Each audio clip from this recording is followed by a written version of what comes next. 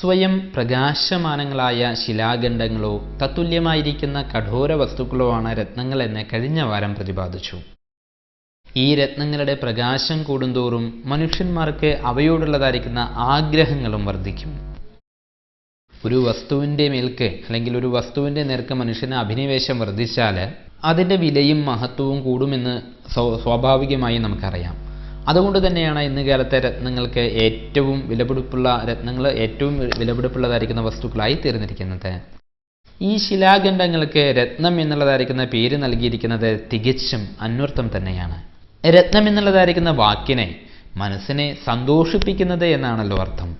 ചുരുക്കം പറഞ്ഞാൽ മനുഷ്യ മനസ്സിനെ പ്രകാശരശ്മികളെ കൊണ്ട് ആകർഷിക്കുന്നതും ദുർലഭവും വിലപിടിച്ചതും പ്രകാശമാനവുമായ ഒരു ഖരവസ്തുവാണ് രത്നം എന്ന് പറയാം. രത്നങ്ങളെല്ലാം തന്നെ പ്രകാശപുഞ്ചങ്ങളാണെങ്കിലും അവയുടെ ഉൽപ്പത്തി സ്വഭാവവും ഉൽപ്പത്തി സ്ഥാനങ്ങളും വെവ്വേറെയാണ്. ചില രത്നങ്ങൾ ഭൂഗർഭത്തിൽ നിന്നും നമുക്ക് ലഭിക്കുമ്പോൾ മറ്റു ചിലത് ജലാശയങ്ങളുടെ അടിത്തട്ടിൽ നിന്നുമാണ് നമുക്ക് ലഭിക്കുക. ഉൽപ്പത്തി സ്ഥാനങ്ങൾ വേറെ വേറെയാണെങ്കിൽ കൂടിയും പ്രകാശപുഞ്ചങ്ങൾ എന്നുള്ളതായിരിക്കുന്ന നിലയ്ക്ക് ഇവയെല്ലാം തന്നെ നമ്മൾ രത്നങ്ങൾ എന്ന് തന്നെയാണ് പറയുക. രത്നങ്ങളുടെ ഘടന, അതിൻ്റെതായ നിറം, അതിൻ്റെ പ്രകാശരശ്മി, ഉപയോഗം എന്നിവയെല്ലാം തന്നെ അടിസ്ഥാനമാക്കി രത്നങ്ങളെ 84 ഇനങ്ങളായി തരംതിരിച്ചിട്ടുണ്ട്. ഈ 84 ഇനം രത്നങ്ങളിൽ 9 രത്നങ്ങളെ അതിവിശിഷ്ട രത്നങ്ങളാക്കി കണക്കാക്കി നവരത്നങ്ങൾ എന്ന പേര് നൽകിയിരിക്കുന്നു. രത്നങ്ങൾ അവയുടെ ശോഭയും ഭംഗിയും നിമിത്തം മനുഷ്യ മനസ്സിനെ ആദിമകാലം മുതൽക്ക് തന്നെ ആകർഷിച്ച് വരുന്നുണ്ടെങ്കിൽ കൂടിയും നവഗ്രഹ ദോഷശാന്തിക്ക് രത്നങ്ങൾ ഉപകാരപ്രദമാണ് എന്നുള്ളതായിരിക്കുന്ന അറിവ് താരതമ്യേന അർവാചീനമാണ്.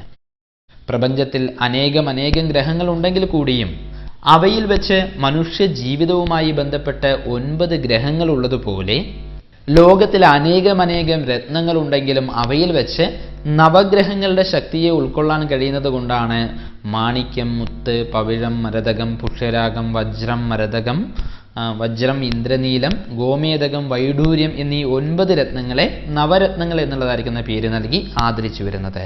ഇവ ക്രമത്തിൽ സൂര്യൻ മുതൽ കേതു വരെയുള്ളതായിരിക്കുന്ന ഗ്രഹങ്ങളുമായാണ് ബന്ധപ്പെട്ട് നിൽക്കുന്നത്.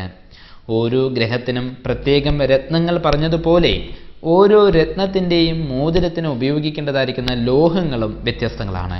സ്വർണം എന്ന മഞ്ഞലോഹത്തിന് ഭംഗിയും മേന്മയും ഉണ്ട് എന്ന് കരുതി എല്ലാ രത്നങ്ങൾക്കും സ്വർണം ഉപയോഗിച്ചാൽ അത് ഗുണം ചെയ്യില്ല എന്ന് മാത്രമല്ല, വിപരീത ബലം നൽകുകയും ചെയ്തേക്കാം. അതിനാൽ രത്നത്തോടൊപ്പം മോതിരം പണിയാനുള്ളതായിരിക്കുന്ന ലോഹത്തിലും ശ്രദ്ധ വേണ്ടതായുണ്ട്. ഓരോ രത്നത്തിനും യോജിച്ച ലോഹങ്ങൾ ഇപ്രകാരമാണ്. മാണിക്യത്തിന് സ്വർണമാണ് ഉത്തമം, മുത്തിന് വെള്ളിയും, പവിഴത്തിന് ചെമ്പും സ്വർണവും ആകാം, മരതകത്തിന് സ്വർണവും ഓടും, പുഷ്യരാഗത്തിന് വെള്ളി, വജ്രത്തിന് ത്രിധാതുക്കളാണ് സ്വർണം, വെള്ളി, ചെമ്പ് എന്നിവ, ഇന്ദ്രനീലത്തിന് ഇരുമ്പാണ് ഉത്തമം, ഗോമേതകത്തിനും വൈഡൂര്യത്തിനും പഞ്ചലോഹമാണ് ഏറ്റവും ഉത്തമമായിട്ട് പറയേണ്ടത്. അതുപോലെ തന്നെ ചിലർ ഒരേ സമയത്തിൽ 2 രത്നങ്ങൾ ധരിച്ച് കാണാറുണ്ട്. ഇത്തരക്കാർ ഒരു രത്നനിർദ്ദേശകന്റെ തീരുമാനപ്രകാരം മാത്രമേ അവ ധരിക്കാവൂ.